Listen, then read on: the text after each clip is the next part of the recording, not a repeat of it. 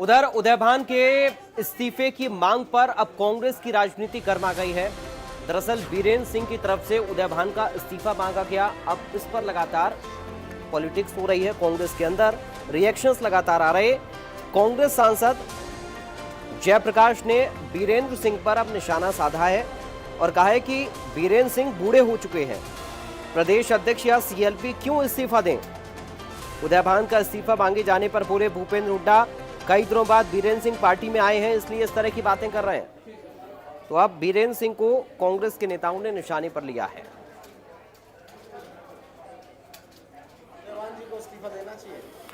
इस्तीफा तो ऐसा है कि यानी मॉरली तो ये होता है कि जो ही कोई इतनी ऐसी हार हो जाती है तो जो मुखिया होता है वो यही कहता है कि मैं हार का जिम्मेदार हूँ और मैं इसका इस्तीफा भी देता हूँ। इस तरह ये प्रभारी जी ने भी कहा और अध्यक्ष जी ने भी बोलना चाहिए था, ऐसा नहीं बोला क्योंकि नहीं बोला कि बात छोड़ो आप। मैं ये कहता हूँ कि ये सवाल राजनीति में एक अच्छे जेस्चर होते हैं। ये क्या पूरा मामला है, क्या मांग कर रहा है विपक्ष? देखिए, जिस तरीके से माननीय देश के गृह मंत्री ने अहंकार झलका है, बीजेपी का जो अहंकार झलका है, जिस तरीके से बाबा साहब के खिलाफ आपत्तिजनक शब्दों का इस्तेमाल हुआ, ये बात सच साबित होगी जो इंडिया गठबंधन कहती थी सत्ता मिल गई तो संविधान बदल देंगे।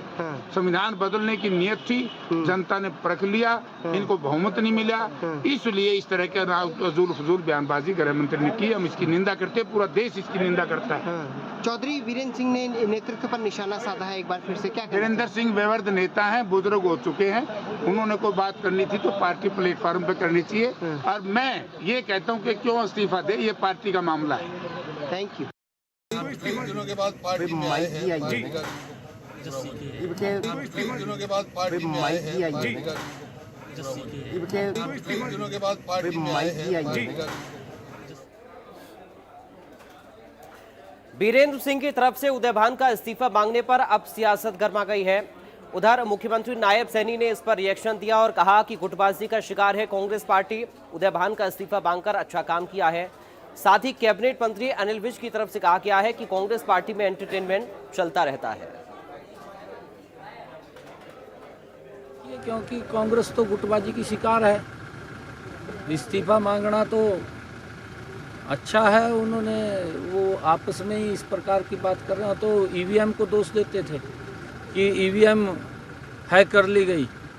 ईवीएम हैक नहीं हुई है, ईवीएम को तो बदनाम करने का उनके पास एक शॉर्ट वो है, कहीं और आरोप ना लगे, ईवीएम के ऊपर आरोप लगा दो। कांग्रेस की फितरत रही है, परंतु सभी चौधरी वीरेंद्र सिंह तो बीजेपी के अंदर थे, चौधरी साहब को बहुत बड़ा सम्मान दिया है कि वो कांग्रेस की तरफ भाग गए, तो क्या करें जी, उसका इस्तीफा तो मांगना ही। धन्यवाद। देखिए, कांग्रेस का ये जो खेल है ये चलता ही रहता है और छोटी मोटी एंटरटेनमेंट भी राजनीतिज्ञों को इसी से ही मिलती है। ये कुछ ना कुछ इस प्रकार से काम करते रहते हैं।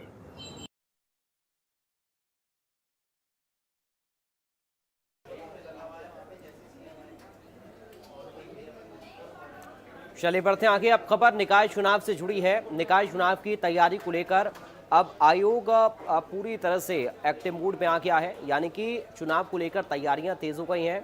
जो मतदाता सूची है उसको भी अपडेट करने के लिए निर्देशित